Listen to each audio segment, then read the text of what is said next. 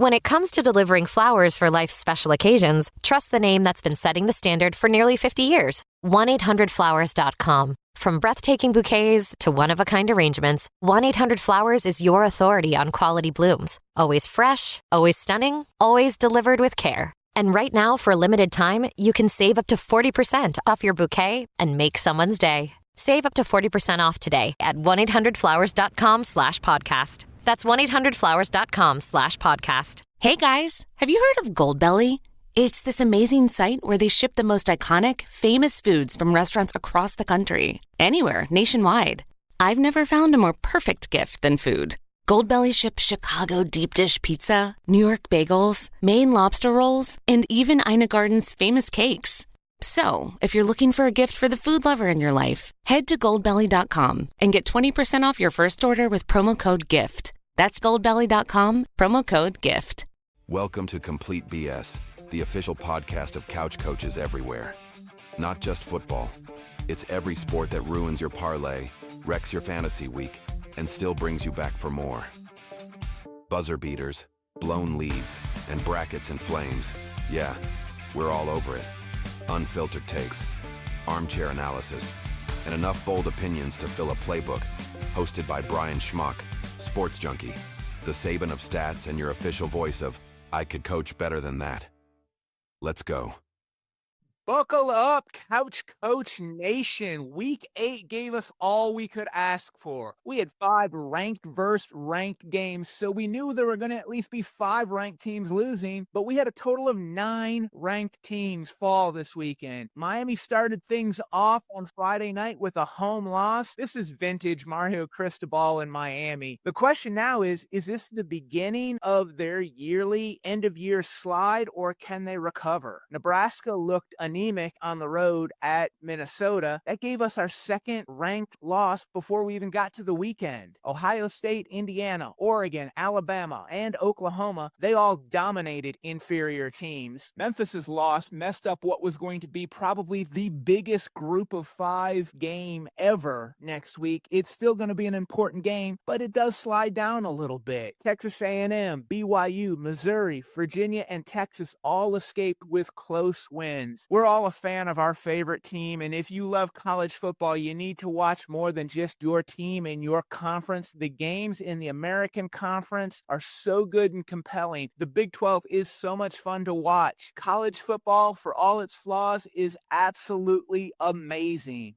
AV, what did you think of Week 8? Week 8 was exactly what we hoped it would be, man. You had a lot of, like you mentioned, the ranked matchups. You had 9 ranked teams losing. 4 of those were in the top 10. A lot of them were upsets. Miami losing was an upset. Memphis losing to UAB. So, yeah, this is a part of the season where things start to shake out and you start to get a picture. And I'm glad you mentioned the Big 12 and the Group of 5, because the Group of 5, for the first time that I can remember, is really fascinating to watch play out. They have a playoff spot they're all playing for. There's a handful of good teams that all have a case. So I've enjoyed watching that. But yeah, Week 8 was a great week of college football, just like they all are. I stayed up very late till 2:30 a.m. watching. So probably about close to 14 hours of college football for me on Saturday. Well, let's get into it with, I think, one of the best games, most interesting games of the day, Georgia, Ole Miss. Ole Miss forgot that this was a 4-quarter game because they stopped playing after the 3rd quarter. They went up in the 4th by 9 points, and then Georgia scored 17 points. Georgia did exactly what we thought that they would do late in the game. They ran the ball. Their last 3 drives produced 17 points. There were 17 runs to 7 passes. They outrushed Ole Miss 221 to 88. Gunner Stockton went 26 of 31 for 289 yards and 4 touchdowns, added 59 yards on the ground with a touchdown. Shout out to Lawson Lucky for 3 receiving touchdowns. He's always going to remember this game. I enjoyed watching this game, but I didn't come away impressed really with either team. Maybe it was just because there was so much offense in the game that I wonder, can they shut anybody down? Ole Miss was solid on offense for 3 quarters, and then they stopped. They never got any defensive stops. Georgia couldn't do anything defensively for 3 quarters, but then they did when it mattered. Yeah, I think you're right, and the lack of defense kind of causes the game to seem a little weird. We're not used to Georgia not having a defense. It's a little weird to watch, but on the other hand, you got to give it to their offense. They're scoring points. I mean, they only scored 20 against Auburn and 21 against Bama. which isn't bad, but it's nothing great. But they put up 44 against Tennessee, 35 against Kentucky, now 43 against Ole Miss.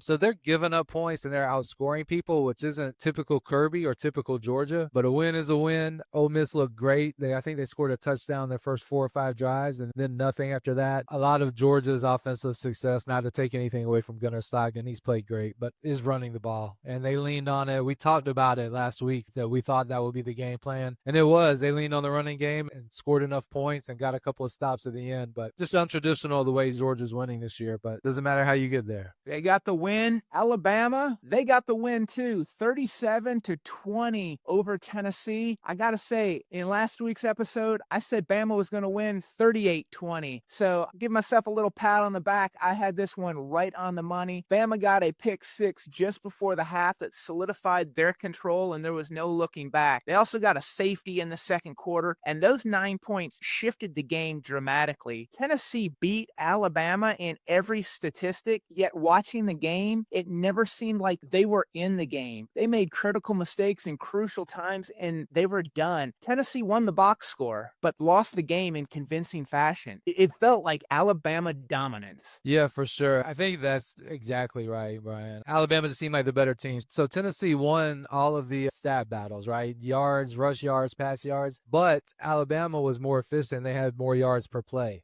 So they're just doing it better. They're just doing it at a better rate. And defensively, they score points, touchdown, safety. So offensively, they're more efficient. Defensively, they're scoring points. Yeah, UT moved the ball a little bit, but this game was handled by Alabama. Ty Simpson's firmly in the Heisman race for me, and Alabama is firmly one of the top teams that have a chance to win it all this year for me. Absolutely. Alabama, you almost got to take that Florida State win and look at it in a bubble because it was Ty Simpson's first ever start. They're on the road. They didn't have Jam Miller. You look at that game and it's nothing like what they're playing now. If those two teams were to play now, Alabama's winning the game by 30 points. They're on another level right now, the way they're playing. They're every bit as good as Ohio State and Indiana right now. They're on a collision course for the SEC championship game. Kind of looks like maybe Texas A&M would be there with them. So we'll have some really good, exciting football down the stretch. And then at night, we had Notre Dame, USC. Notre Dame gets a 10-point win, 34-24. Again, I give myself a little pat on the back. I had this Notre Dame 31-24. Was just off by a field goal. USC passed. Notre Dame ran. USC 328 yards passing. Notre Dame 306 yards rushing. Southern Cal had 3 turnovers to just 1 by Notre Dame. And in the third quarter, USC took the lead 24-21. And you thought, okay,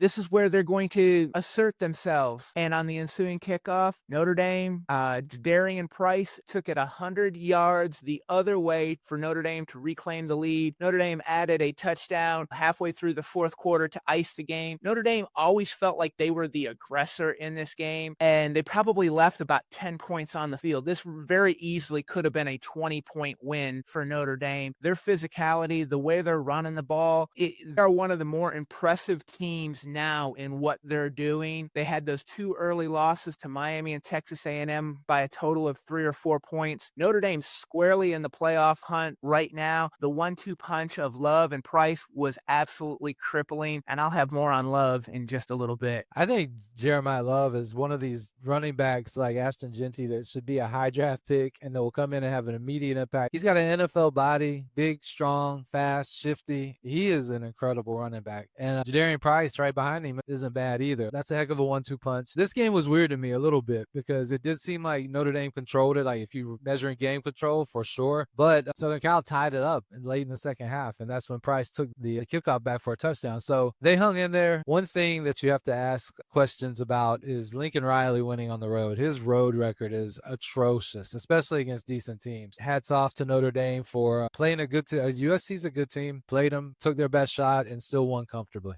Well, as I mentioned, Jeremiah Love, I'd get to him.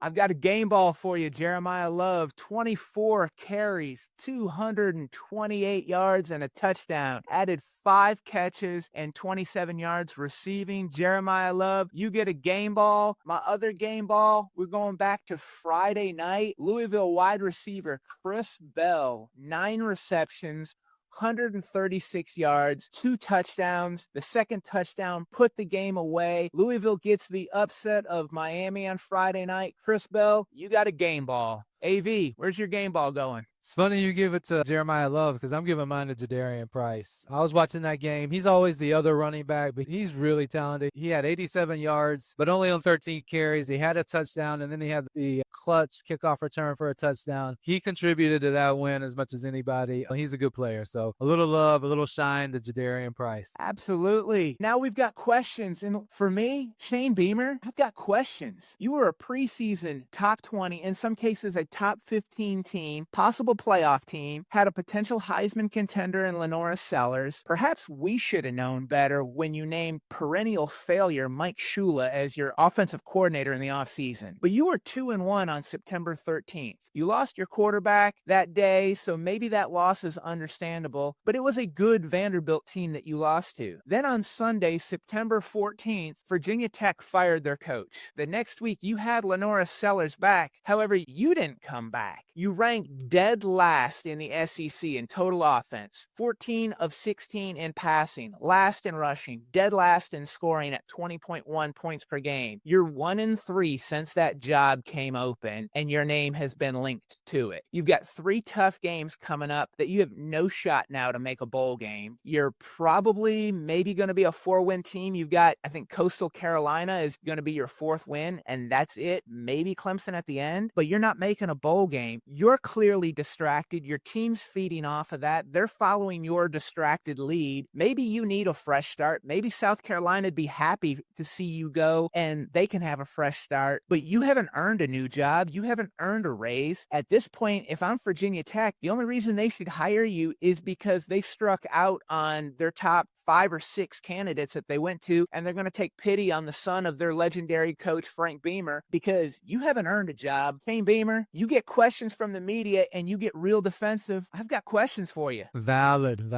I've got some questions, and it may surprise anybody listening, not because the questions aren't valid, but kind of who cares, right? But I've got questions for Bill O'Brien at Boston College. You know, Bill O'Brien was considered a good coach. He took over Penn State right at a bad time, did well enough there, didn't do great, but like that was a terrible situation. So he did well, and then he gets hired for the Houston Texans. They have a few good seasons. He does pretty well there. Then he gets fired. He goes 0-4 one year and gets fired. Not super likable. Then he goes to the rehab program offered by Nick Saban and becomes an offensive coordinator. Gets back into the NFL as an assistant, and then takes the head job at Boston College. So last year, Tommy Castellanos was having the best passing year of his career, and he benched him, and that resulted in whatever happened there, and he left the team, and he went with the freshman quarterback who looked to be pretty good. And so it seemed to be a bit of a win-win. Well, then this year starts, and let's see here. They beat Fordham. Great. They're 1-0. They lose to Michigan State, lose to Stanford, lose to California, lose to Pittsburgh, lose to Clemson, and yesterday lose to UConn. So there's some good teams in there, and there's obviously a couple of bad losses in there. But then from there, they go to Louisville, at home against Notre Dame, at home against